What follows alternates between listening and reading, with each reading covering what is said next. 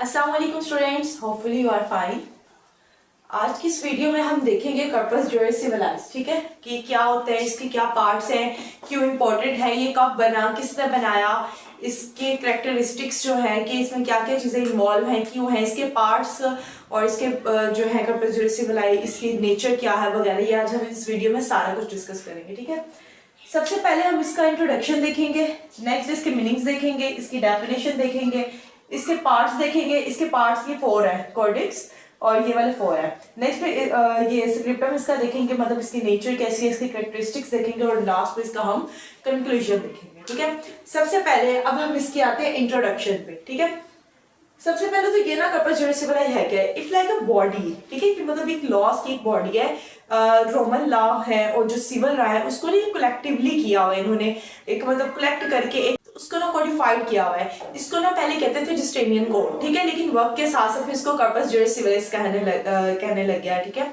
Corpus juris civilised में ना ये जो था ना जस्टिनियन का दौर, ठीक है, ये तबका है जस्टिनियन जो है वहाँ के, वो पहले पीरियड थे, वहाँ के शहनशाह थे, उन्होंने ना जूरिस्ट वगैरह को, लॉर्ड्स वगैरह को मतलब कहा था कि जो लॉज वगैरह उसको कलेक्ट किया जाए, उनको इकट्ठा किया जाए। ठीक है, इस तरह करके एक बॉडी लॉ की बना दी गई, उसको कोडिफाइड फॉर्म में कर दिया गया, मतलब लिख दिया गया, जो गैर तहरीरी हिस्सा था बल्कि उसको भी लिख दिया गया। इसमें अदालती फैसले और जो पुराने कानून वगैरह है और जो कस्टमरी लॉ वगैरह है, इन सबको कलेक्ट करके एक जो है कोडिफाइड फॉर्म में कर्पस जुरिस सिविलाइज का नाम देकर एक कोड बना दिया गया। ठीक है, ये टाइम पीरियड की बात है, ये टाइम पीरियड 529 से 534 तक का था। ठीक है, सी इसमें ये कॉम्प्रिहेंसिव कलेक्शन थी कि मतलब इस civil law, criminal law, family law, contract law और इस तरह के सारे मतलब लॉज इसमें आते हैं। इस वजह से इसको कॉम्प्रिहेंसिव जो है कलेक्शन कहा गया इसकी। ठीक है, और ना ये हमारे पास सेकंड मतलब लॉ था, जो कि रोमन्स का लॉ था सेकंड।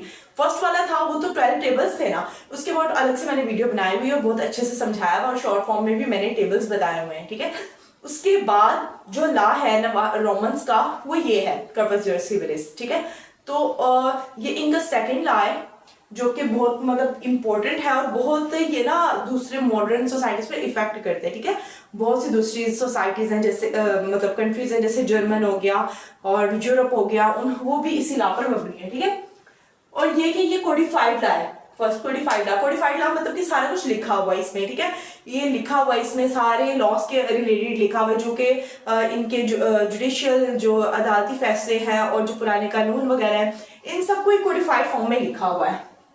नेक्स्ट ये क्रेडिट बनाया किसने था, क्रेडिट क्या था, एम्पेरर जस्टिनियन, जैसे कि मैंने बताया जस्टिनियन वन थे ये। ठीक है, वहां के फिर कहते हैं शहनशाह को, शहनशाह। नेक्स्ट आते हैं इसके अंदर जो है ना एम्पेरर जस्टिनियन, इन्होंने मतलब लॉर्ड्स वगैरह को भी, एक्सपर्टीज वगैरह को भी कहा था कि एक जो है इस लॉ को कलेक्ट किया जाए। तो इसमें दूसरे जो लॉज दूसरे जो लॉयर्स वगैरह ने ओपिनियंस दी थी, और ये इम्पार्शियल लॉ होता है, इसका मतलब होता है कि ना शहनशाह के जो है हुक्म वगैरह उसके जो लॉ बना दिया जाता है वो, और इसमें टेक्स्ट बुक्स वगैरह सारी इंक्लूडेड थी। ठीक है, तो ये सारी चीजें इसमें इंक्लूड थी। अब इसके मीनिंग्स देखते हैं। अब है कर्पस जुरिस सिविलिस का मीनिंग। ठीक है, it's a body of Roman civil law. Roman में जो सिविल लॉ थे मतलब उनकी एक बॉडी है। नेक्स्ट इसकी डेफिनेशन आ जाती है, the corpus juris civilis is a collection of ancient Roman law. जैसे कि मैंने आप लोगों को बताया था कि जो ये रोमन लॉ है और जो सिविल है उसकी एक बॉडी है, तो ये उस तरह से आ जाता है। The corpus juris civilis is a collection of ancient Roman law organised, जो कि ऑर्गेनाइज्ड किए गए हैं किसके जरिए, एम्पेरर जस्टिनियन के जरिए, जो कि वहां के शहंशाह थे। ठीक है, नेक्स्ट इसकी मतलब एक नेचर आ जाती है कि एसो स्क्रिप्टम, इसका मतलब होता है रिटन लॉ। ठीक है, ऐसे लॉ जो रिटन है, एक होता है नॉन स्क्रिप्टम, ठीक है, उसका मतलब होता है कि अनरिटन होते हैं, लेकिन इसका मतलब होता है रिटन।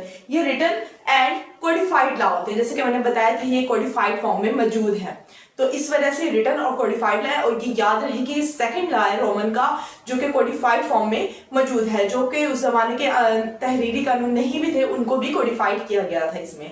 अब ये ना कर्पस जुरिस सिविलिस के ना 4 पार्ट्स हैं। ठीक है, सबसे पहले ये कि पहले जो स्टार्ट में इसके जस्ट 3 पार्ट्स थे। ये जो नवेला है यानी ये बाद में जो है इसमें ऐड किया गया था, क्योंकि ना तब लॉ की और जरूरत थी जस्टिनियन की दौरे हुकूमत में, तो इसको हमने बाद में ऐड किया था। ठीक है, तो सबसे पहले हम देखते हैं कॉडेक्स। What is Codex? ठीक है, इसमें ना ये था कि कॉड ऑफ जस्टिनियन था, कॉड ऑफ जस्टिनियन। जितने भी लॉ वगैरह थे ना उन सबको कोडिफाइड फॉर्म में मतलब लाया गया था, कलेक्ट किया गया था। जितने भी पुराने लॉज थे और जो है अदालती फैसले वगैरह, ये सारे कुछ को कलेक्ट किया गया था और कोडिफाइड फॉर्म में किया गया था, सब पुराने कानून को भी, ठीक है। वो आता है कोडेक्स में। इसका जो सेकंड पार्ट है ना वो है डिजेस्टिया, ठीक है। इसके अंदर क्या होता है, इसमें ना एक होता है एनसाइक्लोपीडिया। इंसाइक्लोपीडिया में ना ये जो है ना इंसाइक्लोपीडिया, इसका मतलब होता है एक लाइक का बुक, जिसके अंदर एक बुक हो सके, कोई ऐसा जरिया हो सकता है। इसके अंदर ना सारा कुछ होता है, मतलब सारी इंफॉर्मेशन होती है, उसकी तशरीह वगैरह होती है। ये बेसिकली जो लॉयर्स हैं और जो जजेस हैं ना उनको रहनुमाई हासिल करने के लिए, उनको गाइडलाइन देने के लिए ये मतलब एक ये जो है एनसाइक्लोपीडिया का जो है एक वजूद आया था, ठीक है, उनकी हेल्प के लिए। और तो और इसके अंदर ना बहुत से लॉयर्स की और जो एक्सपर्ट है कानून में, ठीक है, इनकी राय ली गई थी, इनका ओपिनियंस लिए गए थे और फिर उन्होंने अपने ओपिनियंस दिए थे और अपनी एक्सप्लेनेशन की थी, तशरीह की थी, वजाहत की थी, सारी बताया था कि कौन से लॉ कैसे हैं वगैरह, ठीक है। नेक्स्ट पे आ जाते हैं इंस्टीट्यूशंस। इंस्टीट्यूशंस में सारे इंस्टीट्यूशन आ जाते हैं, मतलब कि जो वहां पर यूनिवर्सिटीज कॉलेजेस वगैरह थे, कुछ जो भी इंस्टीट्यूशंस वगैरह थे, इसके अंदर ना तलबा को जो मतलब वहां के स्टूडेंट्स हैं उनको जो लॉ है वो समझाया जाता है। वो कोडिफाइड फॉर्म में, टेक्स्ट बुक की फॉर्म में हुआ करता था, ठीक है, आसान करके बुक्स में लिखा जाता था, ताकि जो तलबा हैं और जो नए कानून के माहिर बनने वाले हैं, जैसे लॉयर्स वगैरह के जो स्टूडेंट होते हैं, लॉ के स्टूडेंट जो लॉयर्स बनने वाले होते हैं फ्यूचर में, उनके लिए आसानी पैदा हो लॉज को समझने के लिए। इसलिए जो है आपको वैसे भी पता है कि लॉज होता है ना वो बहुत कॉम्प्लेक्स होता है, पेचीदा होता है, इस वजह से ना उसको इजी फॉर्म में करके इसमें बताया गया था इंस्टीट्यूशंस में, ठीक है। नेक्स्ट है नवीला, ये इसका फोर्थ पार्ट है। ये पार्ट है ऐसे ही है, ये फर्स्ट है, ये सेकंड है, ये थर्ड पे आता है, ये फोर्थ पे, ठीक है। ये बाद में ऐड किया गया था 534 सीई के बाद, इसको जो है ऐड किया गया था नवीला को, जब के जरूरत ज्यादा पेश आई थी लॉज की। कुछ लॉज ऐसे थे जो कि ऊपर वाले तीनों पोर्शन में नहीं थे, जैसे कि इम्पीरियर्स के कुछ लॉज वगैरह हो गए, शहंशाह वगैरह के, ठीक है, इसके ऑर्डर वगैरह, तो इसलिए न्यू पार्ट ऐड करने की जरूरत पेश आई, तो इसलिए फिर इसको भी ऐड किया गया था, ठीक है। अब नेक्स्ट हम इसके पढ़ते हैं कैरेक्टरिस्टिक्स। अब नेक्स्ट हम देखते हैं इसके कैरेक्टरिस्टिक्स, ठीक है। कैरेक्टरिस्टिक्स में इसकी मतलब खसूसियात वगैरह देखनी है। सबसे फर्स्ट पे आता है कि ये कोडिफाइड लीगल सिस्टम है, ठीक है। जैसे कि मैंने आप लोगों को बताया है कि ये कोडिफाइड फॉर्म में होते हैं, ये सारा कुछ लिखा हुआ होता है एक बुक की शेप में, ओके। सो दैट्स लाइक कि ये कोडिफाइड लीगल सिस्टम होता है और इसके अंदर दूसरे और भी लॉ जो होते हैं वो मतलब लिखे, इसमें अदालती फैसले और जितने भी पुराने कानून वगैरह वो सारे इसके अंदर मतलब लिखे गए हैं और ये कोडिफाइड लीगल सिस्टम है। नेक्स्ट पे आता है कॉम्प्रिहेंसिव नेचर, ठीक है। कॉम्प्रिहेंसिव हम कह सकते हैं कि इसका मतलब है मजमूई तौर पे, ठीक है। इसकी जो नेचर है, कॉम्प्रिहेंसिव नेचर है, इसका मतलब है कि इसके अंदर जो है civil law, criminal law, family law, contract law और जो दूसरे अदर लॉज हैं, ये सारे लॉज इसके अंदर शामिल हैं, ठीक है। इसीलिए इसको कहते हैं कॉम्प्रिहेंसिव नेचर होती है इसकी। नेक्स्ट हम इसके कैरेक्टरिस्टिक्स में लिख सकते हैं कि डिवाइडेड इनटू 4 पार्ट्स, ठीक है।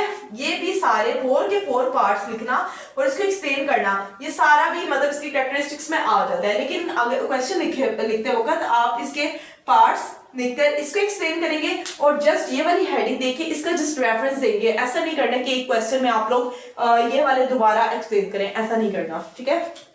नेक्स्ट इसके जो कैरेक्टरिस्टिक्स में है वो है प्रोटेक्शन ऑफ प्रॉपर्टी राइट्स, कि जो प्रॉपर्टी राइट्स है उसकी प्रोटेक्शन करता है कि जो प्रॉपर्टी राइट है या फिर इनहेरेंट वगैरह जो हमें विरासत की तरफ से मतलब तौर पे मिलती है अपने बाप अजदाद से वगैरह, ये सारे राइट्स वगैरह इसमें लिखे गए थे, ठीक है, और दिए गए थे इंसानों को, तो ये इस सारी किस्म के लॉ वगैरह भी हमें प्रोवाइड करता है, इसके अबाउट बताता है। नेक्स्ट आता है कॉन्ट्रैक्ट लॉ एंड ऑब्लिगेशंस, ठीक है। अगर कोई कॉन्ट्रैक्ट लॉ होता है मतलब मुआहिदा होता है एक दूसरे के दरमियान, कॉन्ट्रैक्ट का मतलब होता है मुआहिदा करना, एग्रीमेंट वगैरह करना, ठीक है। और ये बताता है कि जैसे कि मैंने अगर किसी के साथ कॉन्ट्रैक्ट किया है, ठीक है, तो मेरे और उसके क्या ऑब्लिगेशंस हैं, क्या हमारी जिम्मेदारी है। ऑब्लिगेशंस का मतलब होता है जिम्मेदारी, ठीक है।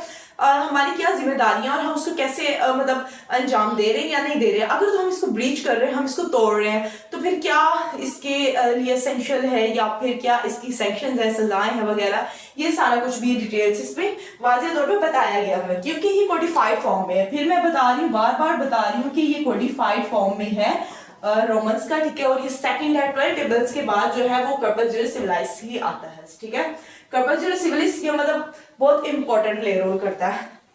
लास्ट में आता है स्ट्रॉन्ग इन्फ्लुएंस ऑन मॉडर्न, कि मतलब ये स्ट्रॉन्ग इन्फ्लुएंस डालता है, इन्फ्लुएंस का मतलब होता है मतलब असर वगैरह डालता है बहुत मजबूती से ऑन मॉडर्न पर, जैसा कि जो यूरोप हो गया, जर्मनी हो गई, यहाँ के भी जो लॉज वगैरह है ना वो इस पर ही ज्यादा मबनी होते हैं। सो दैट्स द रीजन कि ये जो है बहुत स्ट्रॉन्ग इन्फ्लुएंस डालता है मॉडर्न पर, ठीक है। नेक्स्ट पे आ जाता है लास्ट में इसका कंक्लूजन, ठीक है। कंक्लूजन में अब जितना भी हमने ये सारा पढ़ा है, इसके इंट्रोडक्शन में जो हमने ज्यादा पढ़ा है, ये सारा कुछ हम कंक्लूड करके इसके कंक्लूजन में लिख देंगे, मतलब बता देंगे कि जो कॉर्पस जुरिस सिविल है ये एक बॉडी है, it is a body of civil and Roman law, ठीक है। रोमन सिविल लॉ की एक बॉडी है जो इसमें सारे लॉज को कलेक्ट किया हुआ है और जस्टिनियन ने इसको क्रिएट किया था। ये सारा कुछ हम इसमें बता देंगे रोमन्स में, कि हम बताएंगे इसका जो है ये सेकंड कोडिफाइड लॉ, मतलब जो पहला है वो हम कोडिफाइड नहीं कह सकते उसको, रिटर्न बेसिकली वो था क्योंकि वो एक ब्रॉन्ज वगैरह पे लिखा हुआ था, ठीक है। मतलब ऐसा नहीं था कि वो ना मतलब तहरीर ना हो, वो लिखा हुआ था लेकिन वो कोडिफाइड फॉर्म में नहीं था, मतलब एक बुक की शेप में नहीं था जैसा कि ये है। तो ये बहुत इंपॉर्टेंट प्ले रोल करता है रोमन्स की हिस्ट्री में। तो ये था आज का हमारा छोटा सा टॉपिक, होपफुली आप सबको समझ आ गई होगी। बाकी अगर कोई भी क्वेश्चन हो तो आप लोग पूछ सकते हैं। अल्लाह हाफिज़, टेक केयर, दुआ में याद रखिएगा।